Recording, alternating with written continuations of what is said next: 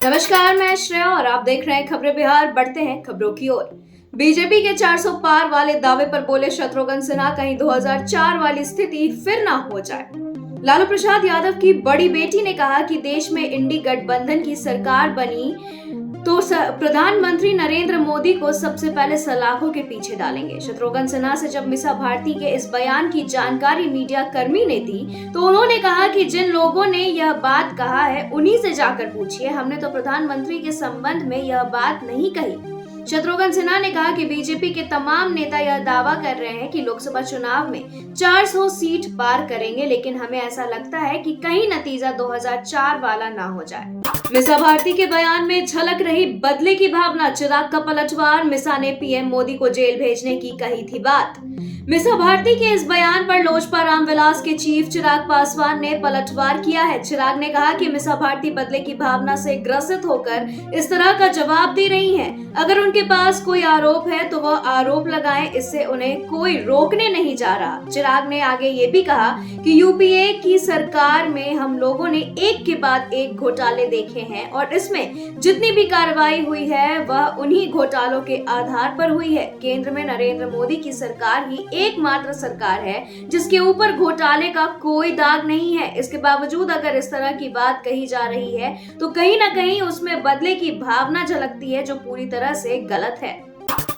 हरियाणा में school bus पलटने से 7 बच्चों की मौत। पीएम नरेंद्र मोदी ने जताया दुख, हिरासत में होंगे स्कूल प्रिंसिपल।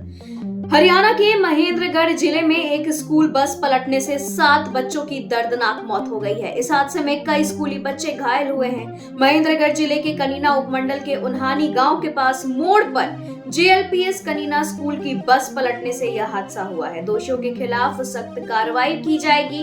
वहीं आपको बता दें कि महेंद्रगढ़ बस हादसे पर शिक्षा राज्य मंत्री सीमा त्रिखा ने भी कहा है कि स्कूल प्रशासन के खिलाफ भी कार्रवाई की जाएगी। वहीं बस में कुल 35 से 40 बच्चे सवार थे।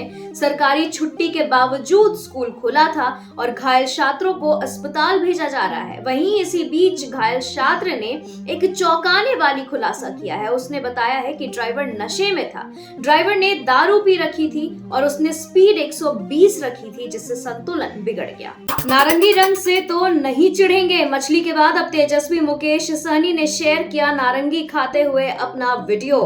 बिहार के पूर्व डिप्टी सीएम तेजस्वी यादव ने नवरात्रि के पहले दिन हेलीकॉप्टर में मछली खाते हुए एक वीडियो शेयर किया था। इस वीडियो को नवरात्र में शेयर करने की वजह से जमकर बवाल भी हुआ था। इसके बाद अब तेजस्वी ने नारंगी खाते हुए वीडियो शेयर किया और कहा है कि हेलो फ्रेंड्स, आज हेलीकॉप्टर में नारंगी पार्टी हुई।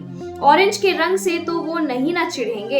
इस वीडियो में मुकेश सहनी कह रहे हैं कि हम लोग आज संतरा खा रहे हैं, लेकिन भाजपा वालों को तकलीफ होगी कि हम लोग ऑरेंज क्यों खा रहे हैं। इसको भी तो वो लोग धर्म से जोड़ देंगे।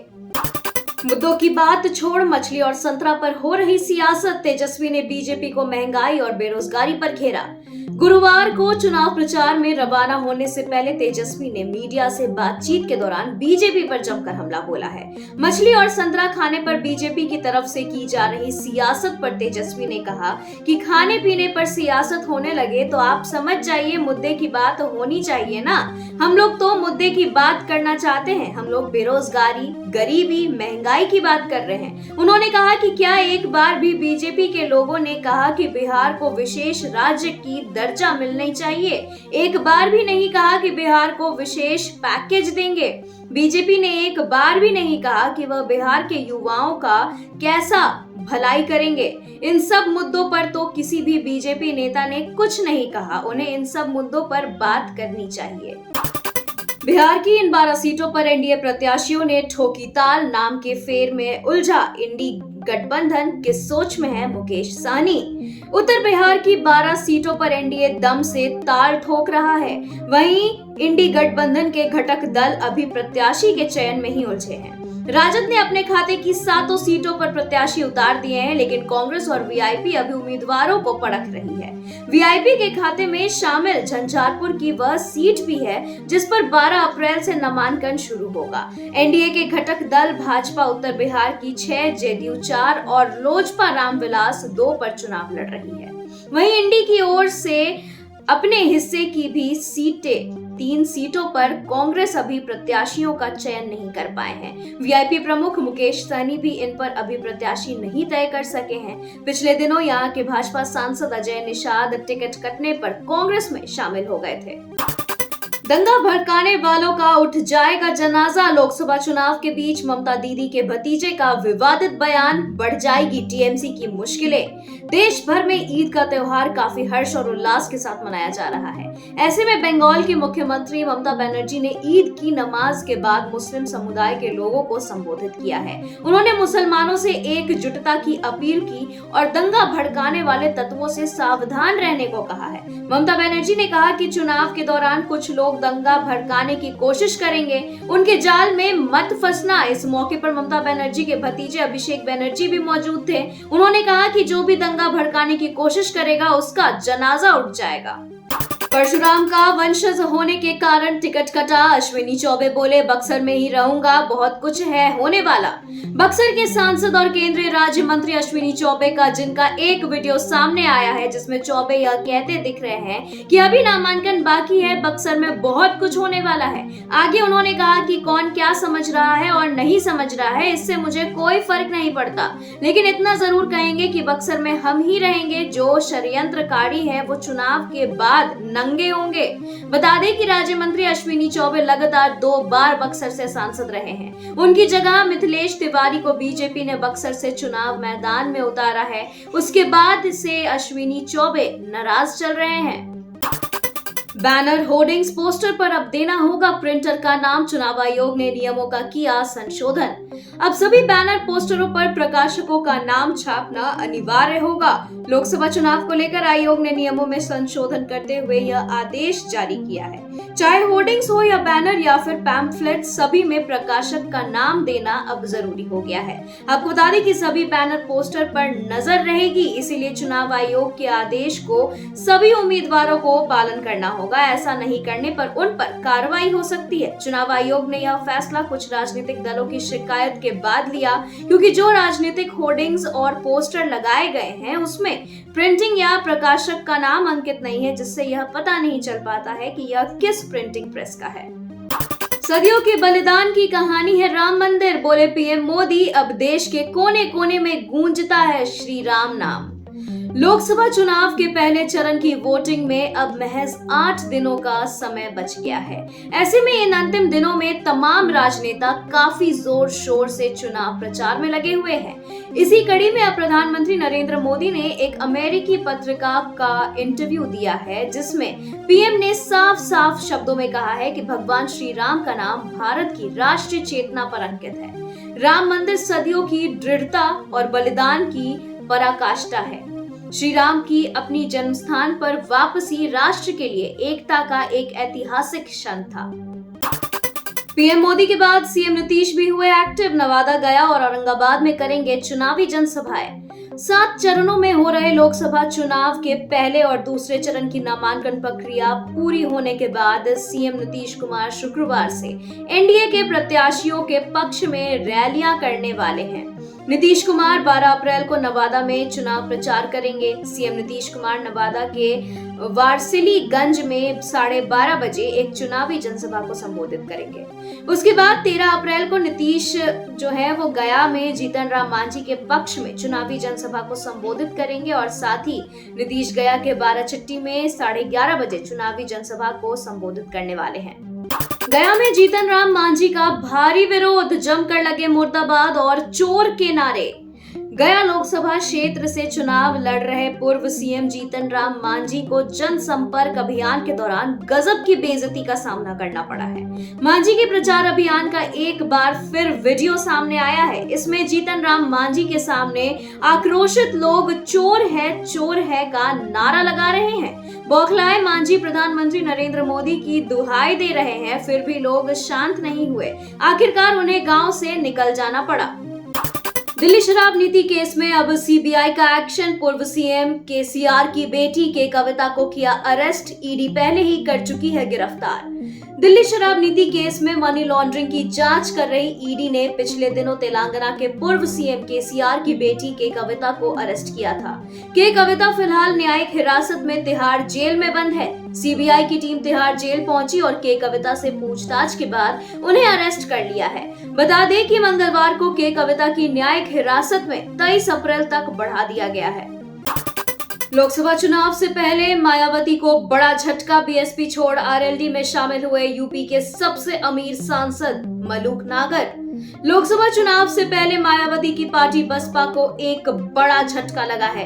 बिजनौर से बसपा सांसद मलूक नागर ने पार्टी से इस्तीफा दे दिया है। बसपा ने इस बार बिजनौर सीट से चौधरी विजेंद्र सिंह को अपना उम्मीदवार बनाया है। बसपा छोड़ने के बाद मलूक नागर जयंत चौधरी की पार्टी आरएलडी में शामिल हो गए हैं। मलूक नागर उत्तर प्रदेश के सबसे अमीर सांसद में से हैं। पिछले दिनों ईडी ने उनके घर छापेमारी भी की थी। पाकिस्तान की मदद करेंगे राजनाथ सिंह, कहा अगर वो असमर्थ तो हम करेंगे हेल्प। लेकिन देश में लोकसभा के चुनाव होने वाले हैं, इसे लेकर तारीखों का ऐलान भी हो चुका है और 19 अप्रैल को पहले चरण की वोटिंग भी होनी है। रक्षा मंत्री और भाजपा नेता राजनाथ सिंह ने इसमें बड़ा बयान दिया है। रक्षा मंत्री राजनाथ सिंह ने अपनी चुनावी जनसभाओं के दौरान चीन और पाकिस्तान पर भी जमकर निशाना साधा है। उन्होंने एक न्यूज एजेंसी से बातचीत करते हुए कहा कि हम आतंकवाद से निपटने के लिए पाकिस्तान की मदद करने के लिए तैयार हैं और कहा कि अगर पाकिस्तान आतंकवाद पर काबू पाने में खुद को असमर्थ महसूस करता है तो भारत आतंकवाद को रोकने के लिए भारत उनका सहयोग करने के लिए तैयार है। बीजेपी में शामिल हुए जम्मू और कश्मीर के कांग्रेस नेता जहांजेब सिरवाल। जम्मू कश्मीर से ताल्लुक रखने वाले कांग्रेस के युवा नेता जहांजेब सिरवाल बृहस्पतिवार को यहां भाजपा में शामिल हो गए हैं। साल 2014 से कांग्रेस का हिस्सा रहे और हाल ही में मल्लिकार्जुन खड़गे के नेतृत्व में अखिल भारतीय कांग्रेस कमेटी के सदस्य नियुक्त किए गए सिरवाल ने कांग्रेस को लुप्त होती मशीन बताया है और ईवीएम जैसे मुद्दों के लिए भाजपा को दोषी ठहराने पर उनकी आलोचना की है। उन्होंने कहा कि कांग्रेस के लिए बेहतर होगा कि वह अपने आंतरिक सुधारों पर ध्यान केंद्रित करे। काराकाट में पवन सिंह के उतरने के सवाल पर उपेंद्र कुशवाहा की दो टोक। बंगाल के आसनसोल से भारतीय जनता पार्टी का टिकट लौटने वाले भोजपुरी फिल्मों के सुपरस्टार अभिनेता एवं गायक पवन सिंह ने बुधवार को बिहार की राजनीति खासकर राष्ट्रीय जनतांत्रिक गठबंधन के बेड़े में खलबली मचा दी है। अभिनेता पवन सिंह ने सोशल मीडिया हैंडल के जरिए बिहार की काराकाट लोकसभा सीट से चुनाव लड़ने की घोषणा कर दी। पवन सिंह के चुनाव लड़ने के ऐलान के बाद एनडीए से काराकाट लोकसभा के प्रत्याशी पूर्व केंद्रीय मंत्री एवं राष्ट्रीय लोक मोर्चा के सुप्रीमो उपेंद्र कुशवाहा की मुश्किलें बढ़ती नजर आ रही हैं। पवन सिंह के इस घोषणा के समय कुशवाहा ने केंद्रीय गृह मंत्री अमित शाह के साथ गया के मंच पर थे। दिल्ली के मंत्री राजकुमार आनंद का इस्तीफा आप भी छोड़ी, कहा मुझे कहीं से ऑफर नहीं। दिल्ली सरकार में समाज कल्याण मंत्री राजकुमार आनंद ने बुधवार को मंत्री पद और आम आदमी पार्टी से इस्तीफा दे दिया है। इस्तीफा देने के बाद उन्होंने कहा कि मुझे कहीं से भी ऑफर नहीं मिला है। उन्होंने कहा मैं आज बहुत व्यथित हूँ, राजनीति बदलेगी तो देश बदलेगा। आम आदमी पार्टी का जन्म भ्रष्टाचार के खिलाफ आंदोलन से हुआ था। आज ये पार्टी खुद भ्रष्टाचार के दलदल में फंस चुकी है। उन्होंने कहा मेरे लिए मंत्री पद पर रहकर इस सरकार में काम करना असहज हो गया है, इसलिए मैं मंत्री पद और पार्टी से इस्तीफा दे रहा हूं क्योंकि मैं इन भ्रष्ट आचरणों में अपना नाम नहीं जुड़वाना चाहता। कश्मीर के पुलवामा में एनकाउंटर जारी। फ्रेसीपोरा इलाके में एक आतंकवादी मारा गया, एक को सुरक्षा बलों ने घेरा। दक्षिण कश्मीर के पुलवामा में गुरुवार सुबह से सुरक्षा बलों और आतंकवादियों के बीच एनकाउंटर जारी है। इसमें सुरक्षा बलों ने एक आतंकी को मार गिराया है, वहीं एक आतंकी अभी भी छिपा हुआ है जिसे सीआरपीएफ के जवानों ने घेर लिया है। पुलिस ने बताया कि फ्रेसीपोरा बेल्ट में पुलिस और आर्मी की टीम सर्च ऑपरेशन कर रही थी। एक संदिग्ध जगह पर छानबीन के दौरान आतंकवादियों ने सुरक्षा बलों पर फायरिंग शुरू कर दी, जिसके बाद यह एनकाउंटर शुरू हुआ। ईद की नमाज पढ़कर आ रहे 5 लोगों की मौत। तेज रफ्तार डंपर ने 5 लोगों को कुचला। देश में सड़क हादसे के मामलों में लगातार इजाफा देखने को मिल रहा है। ऐसे में एक दिल दहला देने वाली खबर सामने आ रही है। आपको बता दें कि ईद के मौके पर नमाज अदा करने गए 5 लोगों की सड़क हादसे में दर्दनाक मौत हो गई है। मिली जानकारी के अनुसार 4 युवकों समेत एक महिला को डंपर ने कुचल दिया है, जिससे इस हादसे में 5 की मौके पर ही मौत हो गई है। वहीं डंपर का मालिक घटना को अंजाम देने के बाद मौके से फरार हो गया। फिलहाल 5 लोगों की मौत के बाद पूरे इलाके में हड़कंप मचा हुआ है और घटना के बाद नाराज गांव वाले हाईवे को जाम करके विरोध करने लग गए। विराट कोहली को पछाड़कर आगे निकले शुभम गिल, आईपीएल में बनाया ये बिग रिकॉर्ड। ऐसा करने वाले इकलौते खिलाड़ी।